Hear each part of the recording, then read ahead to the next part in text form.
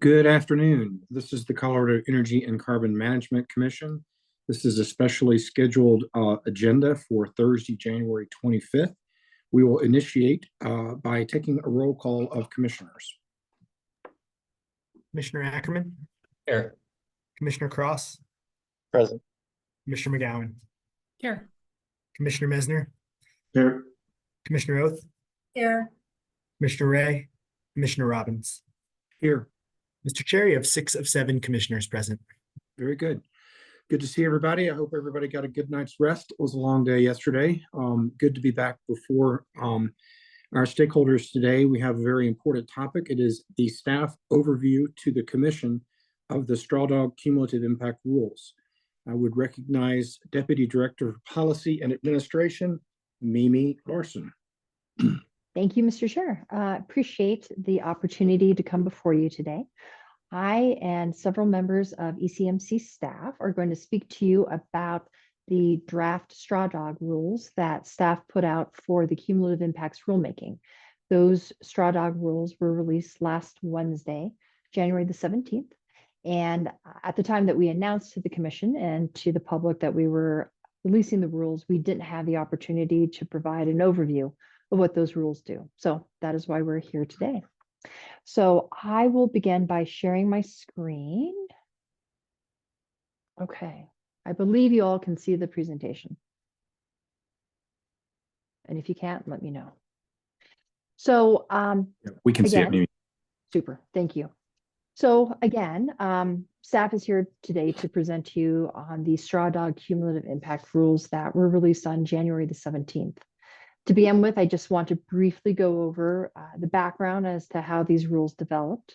We had over a year's worth of stakeholder engagement that sought input on what our cumulative impact rule making could and should look like. Going back to Senate Bill 19181, the commission took its first pass through on cumulative impacts and put in place a system by which operators would account for cumulative impacts and bring that information into our OGDP review process.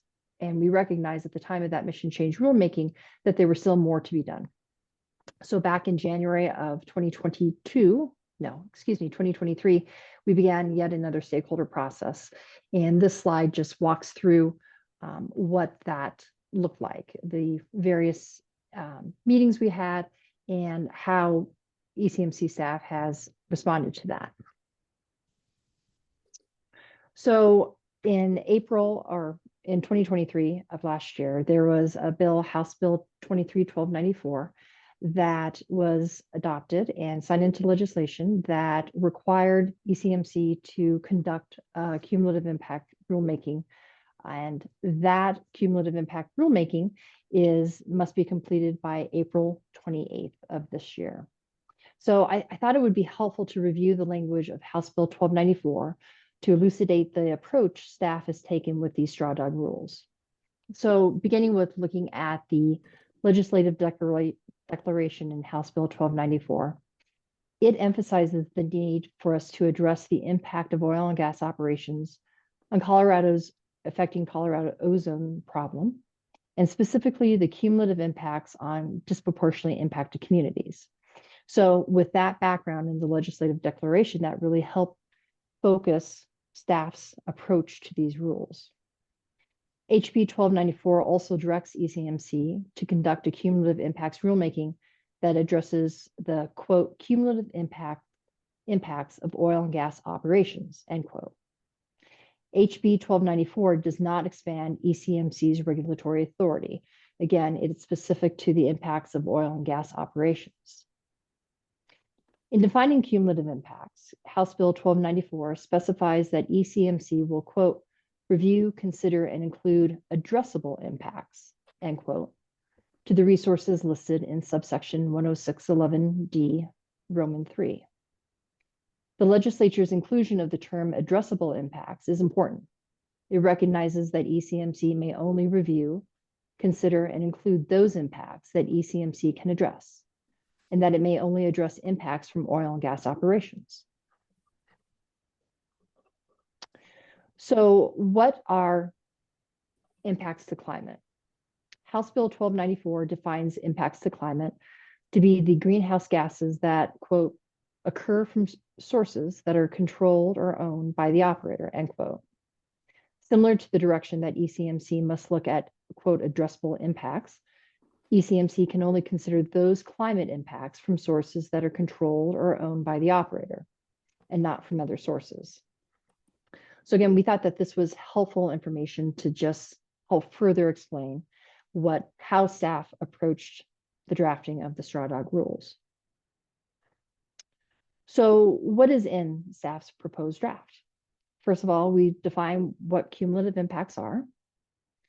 We update the definition of disproportionately impacted communities to reflect the Colorado Statute 24-4109. We revise permitting rules to address oil and gas operations contribution to ozone and greenhouse gas emissions. We increase and enhance transparency during the permitting process. We expand and improve our coordination and consultation process with CDPHE. And we have created a community liaison who is an individual dedicated to improving outreach and communication with disproportionately impacted communities. So I'll start by delving into staff's proposed definition of cumulative impacts. And then after I discuss that, I'll be turning it over to Sabrina Trask, who is our cumulative impacts and regulatory affairs manager. And she'll discuss more of the nuts and bolts of the permitting reforms that we're proposing and the air quality improvements that we're also proposing in our rules. So beginning with our definition. Honoring the plain language of House Bill 1294, staff seeks to define cumulative impacts to be those impacts that ECMC can address and that are a result of the impacts from oil and gas operations. Additionally, staff proposes in the definition that the Commission may consider the impacts from proposed oil and gas operations when those impacts are added to industrial and manufacturing operations that are proposed or in operation within 1 mile of the proposed oil and gas location. With this definition, we seek to ensure that staff and the Commission have the opportunity to evaluate the cumulative impacts of proposed oil and gas locations when taken into consideration with existing or proposed industrial activities within 1 mile of the proposed oil and gas operation. Notably, we do not propose a distance or geographic limitation to the impacts of oil and gas operations, which is contained in the first sentence of our definition. Rather, the 1 mile consideration applies to proposed or existing, quote, significant land uses, including industrial and manufacturing operations, end quote, which is consistent with the Commission's approach in its mission change rulemaking. Going back to Senate Bill 181 and our mission change rulemaking, the Commission directed that operators report on their Form 2B, or I should say identify on the Form 2B, what industrial facilities exist within a 1 mile radius of the proposed oil and gas operations. However, we did not define at that time what an industrial facility is. And here in this rulemaking, we are proposing to define what an industrial facility is. So you'll see here our proposed definition for industrial and manufacturing operations. This definition was modeled after a definition used by Colorado's Industrial and Manufacturing Operations Clean Air Grant Program. So again, we are trying to harmonize the language in our rules with existing Colorado statute. With that, I'm going to turn it over to Sabrina Trask, our cumulative impacts and regulatory affairs manager, and she'll walk you through the next steps of our draft rules. And again, if there are questions in the course of this presentation, you can certainly hold them till the end, or if you have them now, at least on what I presented, I'd be happy to answer any questions you may have. And to my fellow commissioners, because we're sharing screens, I can't see you. So if you have questions for the panel as they go through it, you're just going to have to type up. Well, I wonder, Mr. Chair. Yeah, go ahead. How would you like to handle it? I mean, I don't want to send the presentation off track by asking questions. Should we just hold them till the end? I think that makes more sense. These guys have done a really good job of putting a presentation together. Let's maybe get through everything. That might answer questions that you might have already been thinking about. Yeah. So unless something is really critical, let's try to hold them to the end. Good thought there, Commissioner Messner. Okay, can you guys hear me all right? Yes. Okay, thank you. And thanks for the opportunity today to present these rules. Starting with NOx intensity, I'd like to just take a few minutes to recap AQCC's NOx intensity rule, give a brief overview of that before launching into a description of how we've incorporated some of AQCC's Reg 7 into our new proposed rules. These revisions, the revisions that we propose in our new rules will incorporate AQCC's NOx intensity rule, which is Reg 7, Part B, Section 6, which establishes a NOx intensity program for upstream oil and gas operations located in the ozone non-attainment area. This AQCC program creates company-wide NOx intensity targets during ozone season. The size of the operator will determine the emission reduction target they will be required to achieve. This AQCC rule defines a maximum threshold on NOx emission intensity for the upstream oil and gas segment, how operators must calculate their NOx intensity, how operators will monitor their operations to ensure compliance with company-wide NOx intensity standards, how operators must keep records to accurately account for emissions from their operations, and includes operational requirements, we'll just call them BMPs, and restrictions, including specific BMPs for operations that occur within a cumulatively impacted community. These measures put in place through AQCC will ensure the state will meet the governor's directive of a 30% reduction in NOx emissions from upstream operations by 2025 and develop preliminary findings for a 50% reduction by 2030. Next slide, please. So again, based on AQCC's NOx intensity rules, we are proposing new ECMC Rule 904D, by which operators will demonstrate compliance with AQCC's NOx intensity targets. This information will be used by the Commission in the decision-making process for OGDPs that propose operations within the non-attainment area. So for any OGDP application submitted that proposes pre-production operations in the May 1 through September 30th time period, the operator will include the following information in their application. First, a description of the operator's current compliance status with the NOx intensity target. This is basically tell us how you complied with last year's intensity target. Also, operators will include the projected amount of NOx emissions anticipated from pre-production and production operations in their OGDP. This is akin to tell us how much NOx your proposed OGDP will emit. And third, a description of how the operator will remain in compliance given the additional NOx emissions proposed in the OGDP. This is basically tell us how your proposed OGDP will keep you in compliance for the upcoming ozone season, or how will it not lead to non-compliance. These types of OGDP applications must be received by ECMC by December 31st, so that there's enough time to review the application and schedule a hearing prior to May 1st. I want to flag in particular for industry that a December 31st submittal is not a guarantee that an OGDP will be heard or approved by May 1st. It's just that we can't have OGDPs coming in on April 1st with an anticipation that it could be approved in time for operations to start in June. Next slide, please.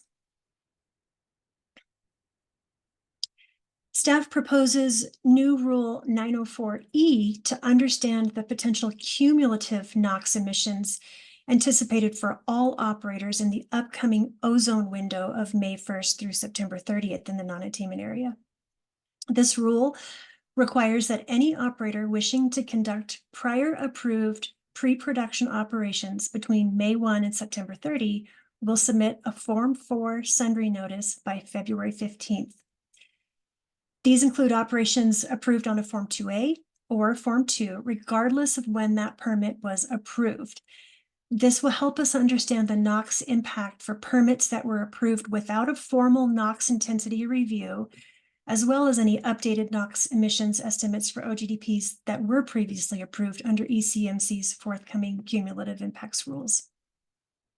The sundry will describe the operator's NOx intensity target and compliance status, provide a list of all pre-production operations proposed and the amount of NOx emissions anticipated from those operations, and a description of how the operator will remain in compliance given the addition of this new sum of NOx emissions.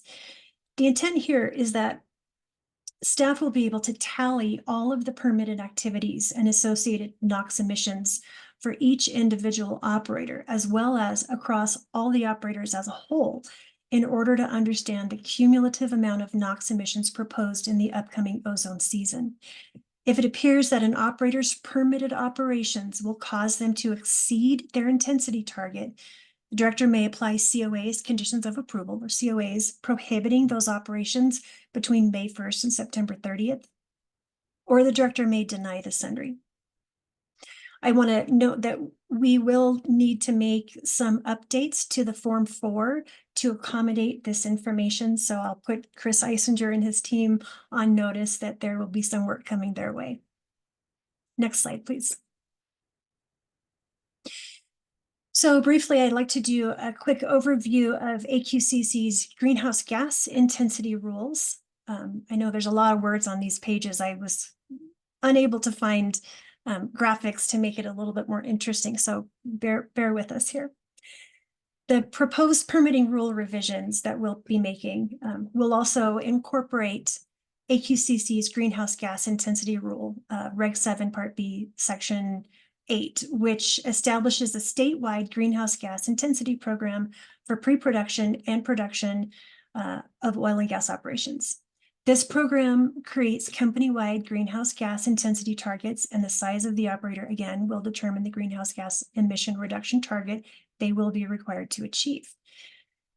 This program began for new operations in January 2023 and will begin for all existing and new operations in January 2025. It includes emissions from non-road engines, production equipment, and well maintenance activities. It also requires any new operations within disproportionately impacted communities be designed, constructed, and operated to have a lower intensity than any other operation in the state, regardless of ozone attainment status. Next slide, please.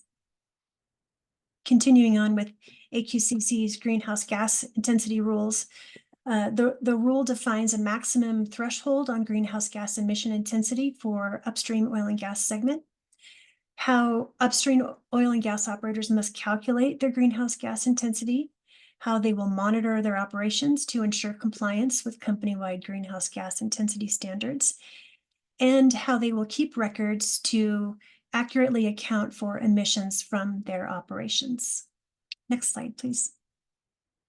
So, similar to the NOx intensity process just described, staff is proposing new ECMC Rule 904I, by which operators will demonstrate compliance with AQCC's greenhouse gas intensity targets. For new OGDP applications, the operator will provide a description of the operator's current compliance status with greenhouse gas intensity target, their projected amount of greenhouse gas emissions anticipated from pre-production and production operations in their OGDP, and a description of how the operator will remain in compliance given the additional greenhouse gas emissions proposed in that OGDP. For previously permitted pre-production operations, operators will need to submit an annual Form 4 sundry notice to detail their compliance with greenhouse gas intensity targets. Next slide, please.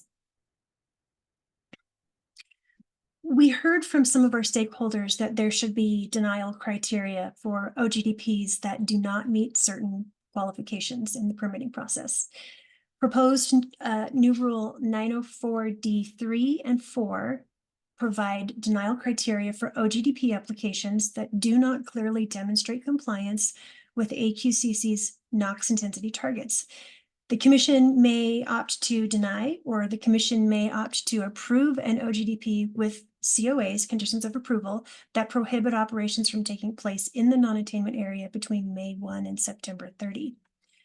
Proposed Rule 904E provides denial criteria for Form 4s that indicate an operator's proposed operations will exceed their NOx intensity target.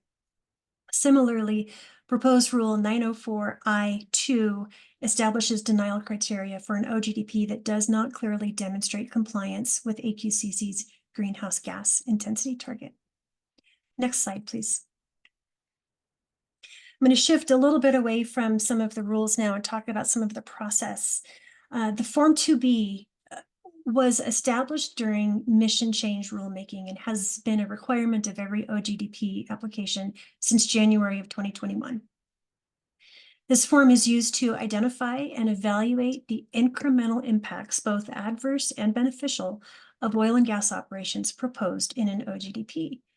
The Form 2B is broken into two main sections: impacts associated with the location itself and impacts associated from beyond the location.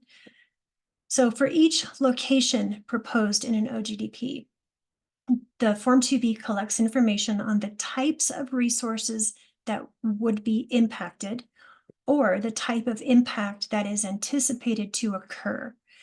This data includes quantitative and qualitative estimates of impacts to air, water, people, wildlife, and land use.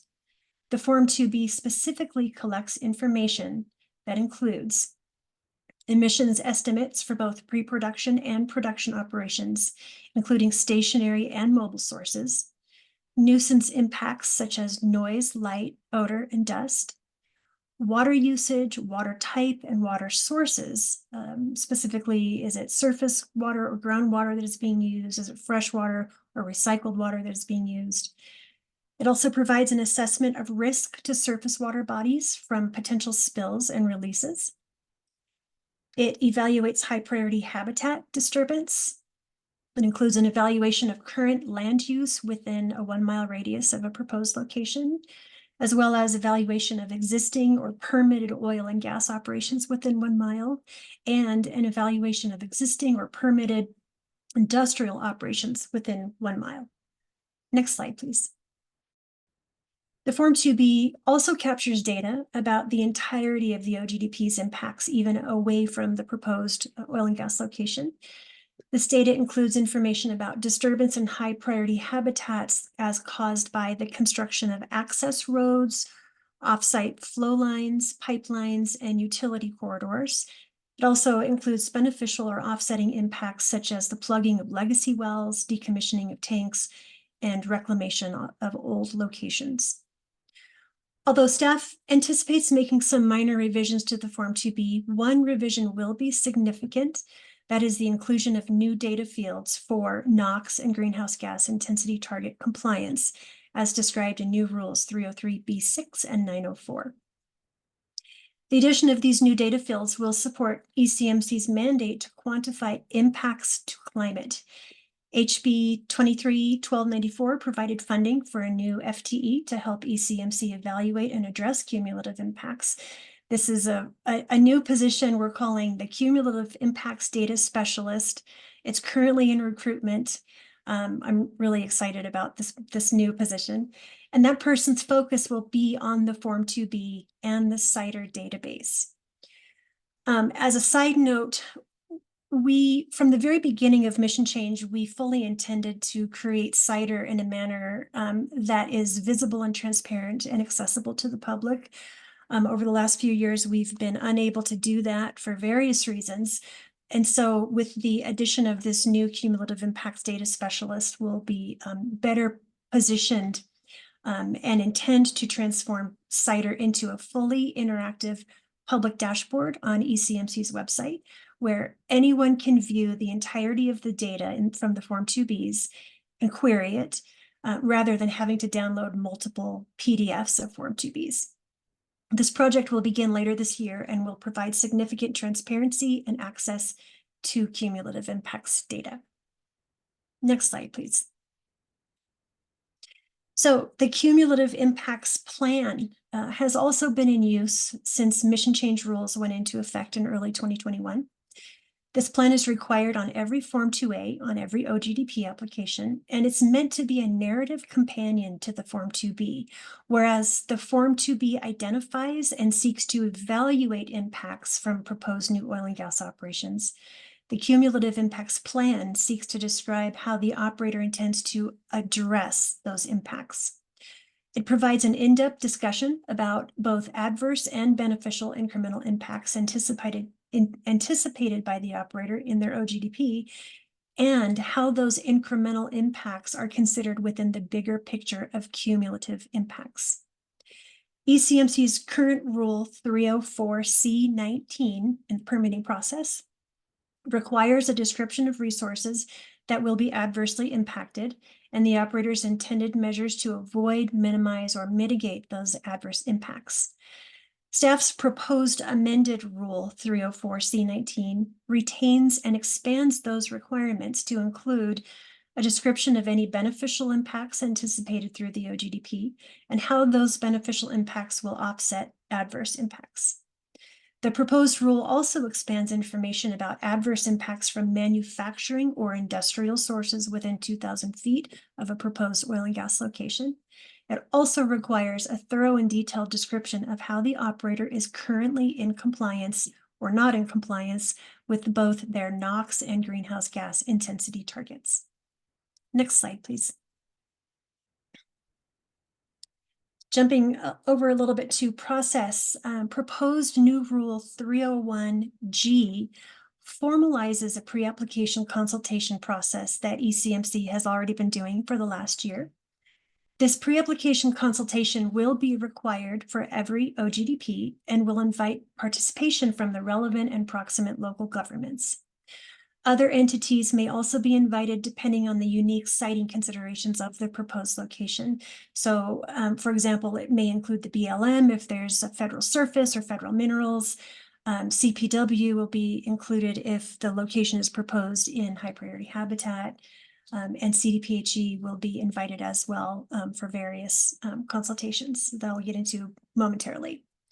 So for locations proposed, new locations or amended locations proposed within 2,000 feet of a residential building unit or an RBU, CDPHE will be asked to consult. Additionally, CDPHE will be asked to consult on locations that are proposed within a disproportionately impacted community. Those residents living within 2,000 feet of a location will also have an opportunity to meet with the operator in consultation. If those residents are also in a disproportionately impacted community, the ECMC Community Liaison, another new position, will also participate. And I want to clarify some questions that we've had from our local government stakeholders.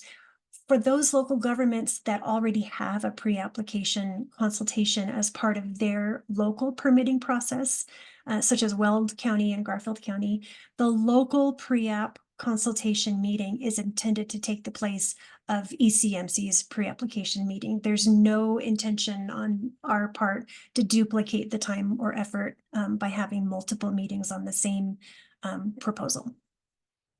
Next slide, please. So I'm going to go through the next handful of slides fairly quickly. A number of rules in the 300 series have been revised to provide more transparency, accessibility to information, and engagement for stakeholders. I'm not going to spend a lot of time elaborating here. I think most of these revisions are fairly straightforward. We've amended Rule 304B7J, which is the disproportionately impacted communities map. We're asking that the requirement now expands the map to include distance and direction to the RBUs, and expand information to include the count of RBUs within 1 mile. Again, these are RBUs that are within a disproportionately impacted community. The community outreach plan amended in Rule 304C20 will expand information to include ongoing and transparent communication with RBU owners over the life of the location. Sometimes residents near oil and gas locations get a lot of information right at the very beginning of the permitting stage or throughout the permitting stage, but don't get a lot of information throughout the life of the operations on that location. So they know when it's being drilled, they know when it's being completed, but they don't always know when subsequent activities are going to happen. And so this new included piece of the community outreach plan should help mitigate that. Amending Rule 304D, which is lesser impact area exemptions. This will prohibit the director from granting exceptions within 2,000 feet for locations that are proposed within 2,000 feet of residential building units that are in a disproportionately impacted community.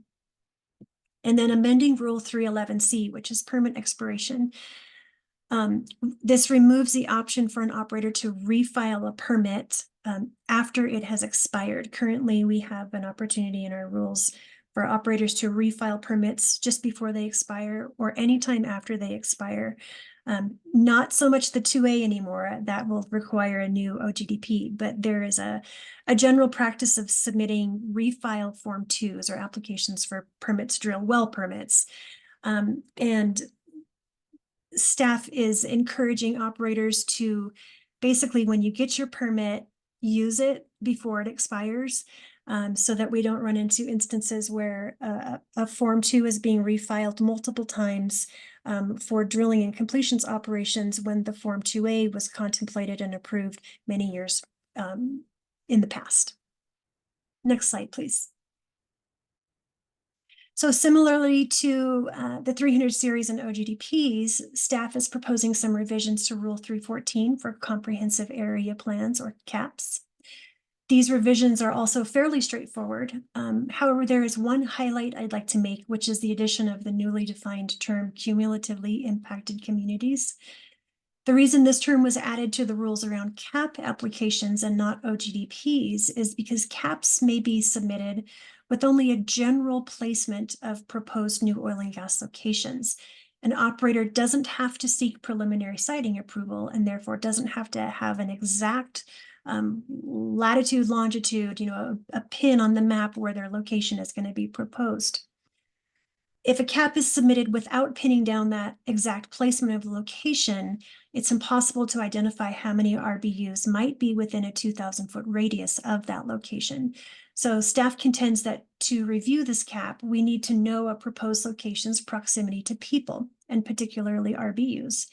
By including information about cumulatively impacted communities where a location is generally intended to be located, it gives us a better understanding of who might be impacted by the proposed location without us having to know the exact details of that location. So 314B3 is the cumulative impacts valuation. This now will require a Form 2B for each subsequent OGDP that is subject to a CAP. This is because there's no other way for us to get that cumulative impacts data into CIDR. The Form 2B is the only mechanism for that at this time. We seek to amend Rule 314D, which is similarly to OGDPs. It's requiring a pre-application consultation before a CAP application is submitted. Amending Rule 314E3, which are some of the maps, we're going to ask to require the existing utility lines and other electric infrastructure to be included on those maps, not just proposed utility lines and proposed infrastructure, but what is actually there on the ground today. Also requiring cumulatively impacted communities to be shown on the maps, as I previously described. And then amending Rule 314E7A, which is a timing of operations for operators that are proposing operations through their CAP, which would be in the non-attainment area. We're requesting that they provide information on the timing, proposed timing of those operations. Is it inside or outside that ozone season of May 1st through September 30th? Next slide, please. Additionally, amending Rule 314E10, which will add the NOx and greenhouse gas intensity target information to the CAP application, and amending Rule 314E10I, which is disproportionately disproportionately impacted community maps, adding the requirement for cumulatively impacted communities to also be identified in those maps. Next slide, please. So stakeholder process improvements, I'd like to call out in our meetings with stakeholders in disproportionately impacted communities in particular. We heard quite a few suggestions from stakeholders that they have better access and engagement in ECMC's permitting process. The following rules are proposed to be amended to provide greater access to participation and more robust consideration of environmental justice in our OGDP permitting process. So Rule 303D1A is the public comment period. We'd like to extend that public comment period from 45 days to 60 days for those locations that are proposed within a DI community or within 2,000 feet of a DI community. Amending Rule 309C, that's consultation with building unit owners. This expands the requirements for the actual meetings that operators have with RBU owners and tenants, just to provide more accessibility to those meetings and more clarity and transparency about what those meetings are. It also would require the operator to submit a written summary of the meeting. Amending Rule 309F, which is the director's consultation with CDPHE after an application passes completeness, after an OGDP application passes completeness. We ask that this rule is revised to require consultation with CDPHE when the location is within 2,000 feet of any residential building unit, to require consultation with CDPHE when the location is within a DI community and an RBU is within 1 mile, and requires consultation with CDPHE when the location is within non-attainment area and operations are proposed between May 1 and September 30th. These are similar to how CDPHE has been consulting with us already, just in an informal manner. This is sort of just formalizing that practice. Next slide, please. Similarly to OGDP, process improvement is our request to improve the CAP stakeholder process. Amending Rule 314F1, which is the notice of completeness, to expanded to include RBUs within 2,000 feet of the locations, the proposed locations in the CAP, and expanding that completeness notice to include RBUs that are in a disproportionately impacted community between 2,000 feet and 1 mile of a proposed location in a CAP. Amending Rule 314F3, which is the operator's public meeting about a CAP application. This expands the requirements for meetings with the RBU owners and residents and tenants for more access and more transparency, and also requires the operator submit a written summary of that meeting to ECMC staff as part of their application. Seeking to amend Rule 314F4C, which is consultation with CDPHE. This is just to clarify and confirm that the director will seek consultation with CDPHE on any CAP application to include consultation on their NOx and greenhouse gas intensity target compliance. I think that wraps up most of the amendments and additions found in the proposed straw dog rules on my part. I think Mimi will carry the slides the rest of the way out. I think that is correct. Give me a moment to get to my section. Here we are. So one of the last things that we wanted to present to you today is the proposal to add a community liaison to the ECMC. We heard from stakeholders throughout the course of our engagement with them that there needs to be a great deal of improvement as to how ECMC is able to get information out to communities, in particular disproportionately impacted communities, and be able to assist communities engaging in our process, understanding what permit applications are pending, how they can get more information about those permit applications, and generally just to become more involved with communities that have been impacted by oil and gas operations. So we have proposed a Rule 224 that establishes an employee of ECMC who's dedicated to that very mission, facilitating communications between our agency and disproportionately impacted communities. This person would organize meetings with these communities, attend meetings that they've been invited to so that they can hear more about what is happening in the community and specifically what that community is experiencing as a result of oil and gas operations, and to provide the assistance that these communities may need in navigating our processes and becoming more involved in our hearings and rulemaking processes as well. So with that, that ends the presentation of the draft rule set. I just wanted to run briefly through what the next steps are. This is a familiar graphic for you. We presented this last week. Today, we're before you giving an in-depth presentation about the straw dog rules themselves. The next milestone is Monday, the 29th. We have on our website a Google form for members of the public to provide feedback on the straw dog rules. And that form will close on Monday, the 29th. And that feedback is important for staff as we look at how these rules need to be further revised before we finalize a draft for the notice of rulemaking. These comments are also important for you, the commissioners, because you will have access to these comments and see where the public is and what their feelings are about these rules. We wanted to make sure that you had that information before we come back to you on January 31st. So we'll be back here on Wednesday.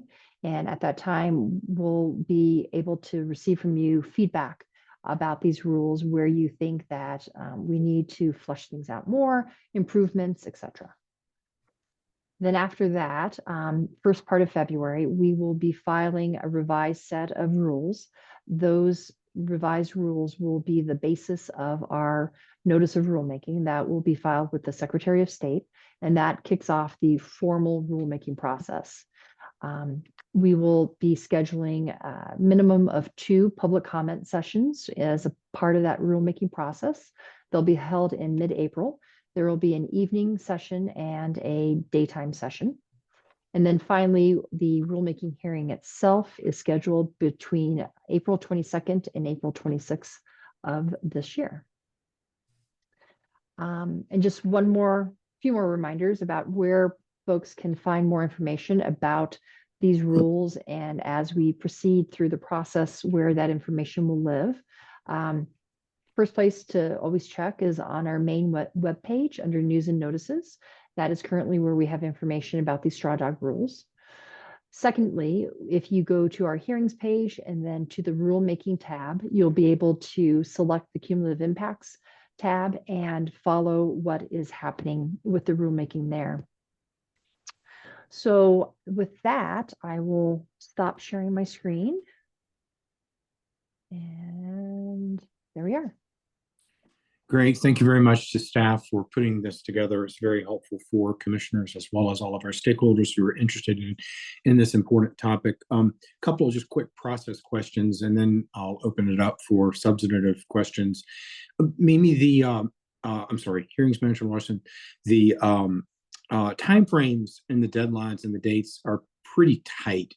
I am aware of that as a result of the statute. Do you just want to inform everyone what we're working under? Of course, thank you. So House Bill 1294 does require that the rulemaking be completed no later than April 28th of this year.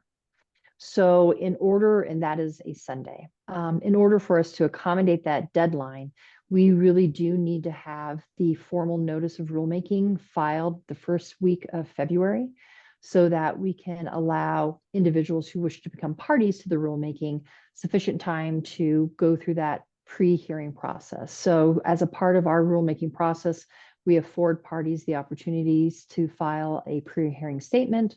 Then one can file a response statement. And then there's also the opportunity to file pre-filed written testimony. So in order to give sufficient time for parties to participate in all of those written filing deadlines, we really do need to have this noticed and underway by the first part of February, with a hearing the last week of April. Okay, thanks. Appreciate that clarification. I didn't want people to think we're jamming this unnecessarily. We're just trying to accommodate the statutory directive we received from the legislature. Another process type question. Can you or Sabrina or staff kind of inform us in terms of what sorts of reach out you may have been able to undertake to CDPHE and APCD? There's a lot of correlation that's going on here, and I just would like to get everyone kind of some information along those lines. Sure, I can start, and Sabrina, please jump in. So we've had the opportunity to work closely with CDPHE and specifically APCD staff in understanding their efforts as it relates to the NOx intensity target rulemaking and all the good work that they have been able to accomplish in the last year in 2023 around that effort. Similarly, we worked with them in understanding the greenhouse gas intensity target and how that can be incorporated into our rules. So I can say that the APCD staff have been wonderful to work with. They've been incredibly patient with me. I won't say that about Sabrina. She's smarter than I am.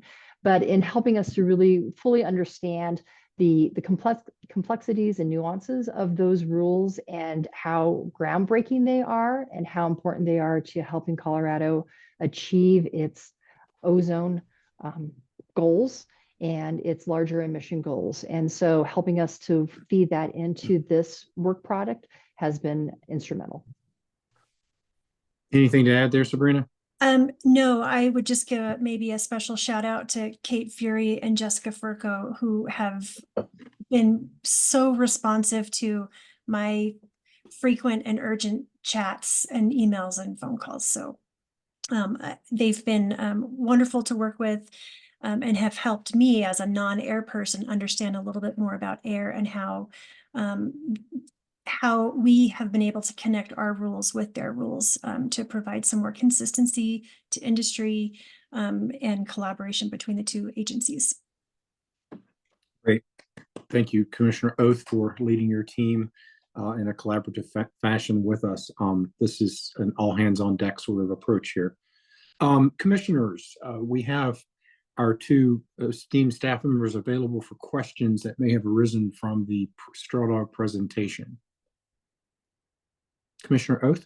Mr. Chair, not a question. I really just want to pile on and say thank you back to your team for being so proactive and working with us at CDPHE to really make sure that these rules and our approaches are working well together and really, looking at the whole picture on how we can address and reduce emissions to the very extent possible. So thank you, Sabrina and Dee Dee, for all of your efforts and working with our team at CDPHE.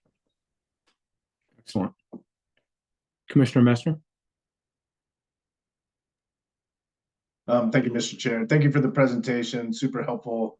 Really enables me to better understand the perspective that you brought into the development of this initial draft straw dog rules for the rulemaking. And so these overviews are super helpful for me. So I appreciate that we had an opportunity to do it. And also, I just want to clarify any kind of substantive questions as to recommendations on drafts. I'm assuming we should hold until January 31st. And really what we're asking here today from a question standpoint is better clarification of the draft and your intent. Is that fair to say? Would that be the most helpful today? Yes. Lots of heads nodding up and down. So yes. Okay. Yeah. All right. And so that's where I'm going to go with this. So any suggestions I've had, I will hold off until January 31st. But I did want to just better understand right off the bat. I guess it was my perception that we were going into the cumulative impacts rulemaking for two different reasons. One is that we had a legislative directive that was part of 1294, but also it was kind of the second stage in implementing the evaluation, addressing of cumulative impacts that were associated with implementing SB 19181. And so I guess from your perspective, as you were looking at this, because all through the statement of basis of purpose and when we were doing the mission change, we indicated that there would be multiple steps towards implementing SB 19-181, the cumulative impacts portion of it. And so when you were drafting these, did you view that both of those things would be part of this rulemaking, or did you view it as just implementing 1294? I can start and Sabrina can certainly join in. Yes, I mean, we certainly understand that we need to address the specifics of 1294, recognizing that that necessarily leads us to build out a greater opportunity for staff and commission to look at the cumulative impacts that are presented to us from an individual OGDP or a CAP, and then determine how those cumulative impacts can be better evaluated and more easily, perhaps not easily, but more consistently incorporated into staff's analysis and thereby into the commission's analysis when you're looking at individual permit applications that come before you. If I may add, when I sat down and put pen to paper, I had some original big scheming ideas about we're going to completely redo the Form 2B and make it this amazing thing. And as I reviewed our current rules and the Form 2B itself, and the cumulative impacts plan rules, I realized that in our mission change rulemaking through SB 181, we really created a very strong foundation for evaluating and addressing cumulative impacts. The framework has been built. I feel like this round of rulemaking for cumulative impacts is building on top of that existing framework. I will anticipate, and I don't have details and I'm not prepared to share details today, but I will anticipate that much of the work that staff will be doing when our cumulative impacts rules, whatever they look like, are adopted, much of the work staff will be doing is writing guidance documents rather than rebuilding wholesale sections of the Form 2B. There will be some forms to be revised, the Form 2B, maybe the Form 2A, definitely the Form 4, but by and large, the framework was already established with mission change rulemaking, and this is just enhancing that and taking it sort of the next steps forward. Sure. No, I appreciate that. And I agree that there's a lot of the framework that was developed in the mission change rulemaking that'll be useful as a framework and, continuing through this rulemaking.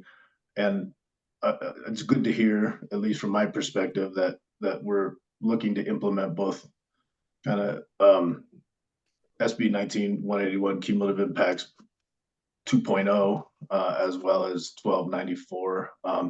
Because there are things that expands the scope of things that are to be evaluated and addressed, in different elements that may be potentially incorporated in this. And I'm not, and so just understanding the bookends of things that I'm looking at and considering in this rulemaking, it's important for me to understand that. So thanks for that. So couple other questions. I want to make sure that I understand in 904D, as proposed, the December 31st OGDP submittals. I can almost answer my question, but I just want to make sure that that I understand it correctly. But you're anticipating that operators need to submit OGDP applications by December 31st only if they're anticipating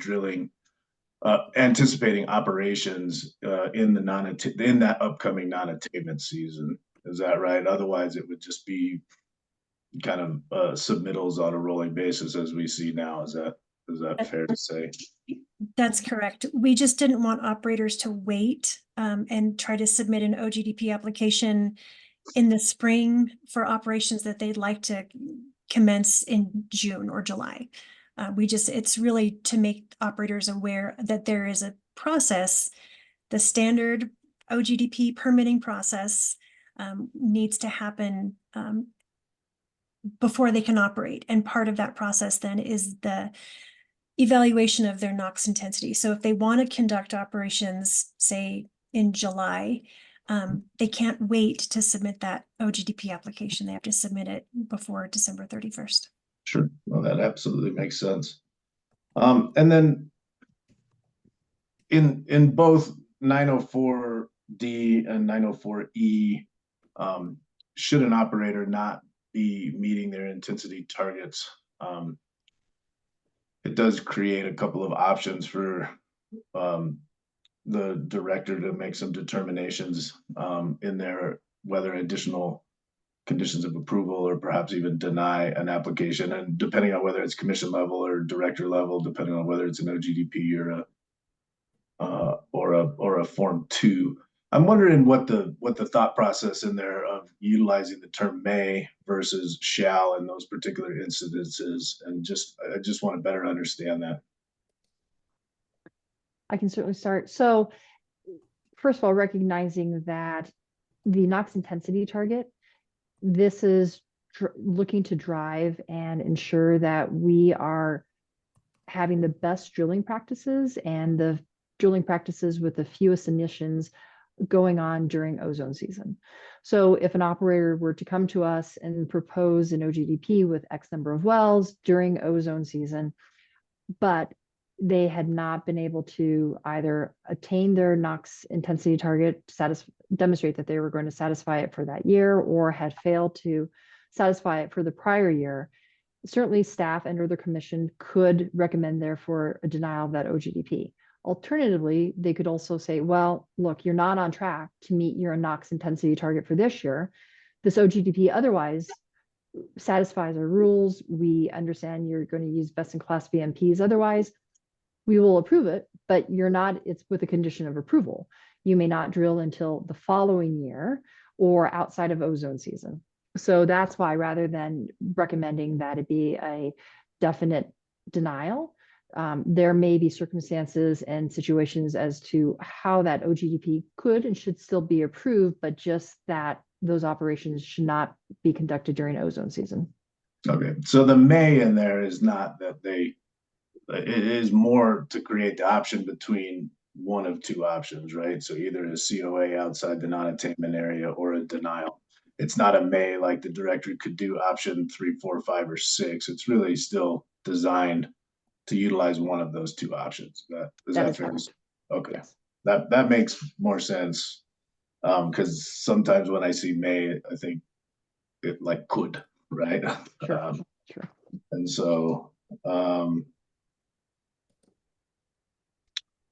so for the pre-application consultations, I was wondering what the thought process was, and I appreciate the utilization of the community liaison in those in certain instances. But what was the thought process of using the community liaison in pre-application meetings if there was a RBU, or if a proposal had a RBU inside of 2,000 feet inside of a DIC versus just utilizing that community liaison if a proposal was in a DIC generally? That's a good question. I'm not sure that I totally understand it. Are you asking why we wouldn't have the community liaison participate when a location is in a disproportionately impacted community, even if Generally, there were no RBUs there? even if there was not an RBU within 2,000 feet, I guess. So generally speaking, if a proposal was in a disproportionately impacted community, I'm not saying it's right or wrong. I'm just trying to understand the rationale of the 2,000 feet versus just utilizing the community liaison if a proposal is inside of a disproportionately impacted community. Sure. Part of the nuance with that is that we know there are places around the state where, particularly on the West Slope, where there are disproportionately impacted communities that are very large geographical areas with very few people living there. And so if there was an OGDP proposed that was in one of those large regional disproportionately impacted communities, but there were no RBUs within a mile or within 3 miles or 7 miles, there's not really a need for the community liaison to participate in that because there's no residents that would participate in that. Okay. Thanks for that. I think those are the only clarifying questions that I had at the point. And I do want to make sure that I express my thanks for the work that's been done in developing these. And I know that it has been just an amazing amount of work that's happened to get us to where we are right now. And so certainly want to make sure that you understand how much, how appreciative I am of that, and look forward to continuing to work on these over the next few months. So thanks. Thank you for those comments. Great. Commissioner Cross. Thank you, Mr. Chair, and thank you, Ms. Trask and Ms. Larson, for the presentation. I wanted to just ask one additional clarifying question based off of what Commissioner Messner was asking about prior to that. And with respect to the pre-application for those, whether it's with the community liaison or with the RBU owners, I guess I'm curious how you see that happening. Or is it going to be something in which everybody will meet together at one point in time? Do they just have to submit comments about, here's the discussions we had with them prior to? I guess I'm just kind of curious how that process, you see that process working. Thank you for the question, Commissioner Cross. I think that in the language that we used in proposed rule, 301G, maybe it's 301G3D. It's basically the top of page 6.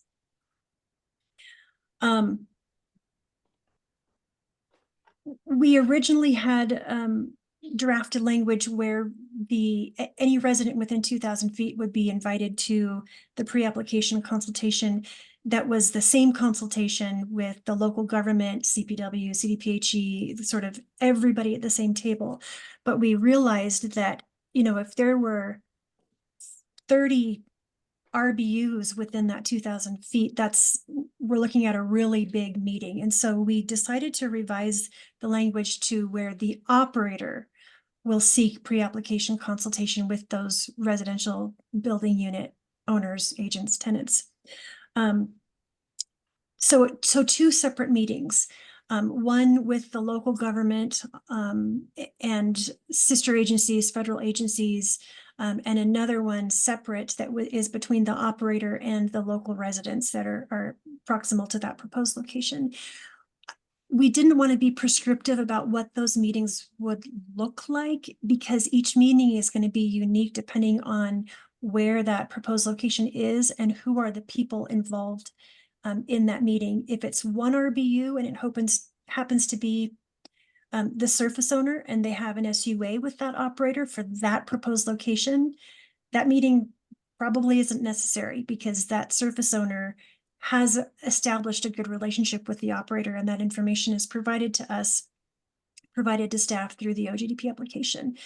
If it's a proposed location in a DI community and there's 27 RBUs within 2,000 feet, that's going to look very different than a one-on-one with the surface owner. So we wanted to give operators some flexibility in how they reach out to those potential participants and how they set up those meetings, whether they're in person, whether they're on site, whether they're virtual, just giving some flexibility there for the operator and those community members to decide best what their consultation with each other should look like.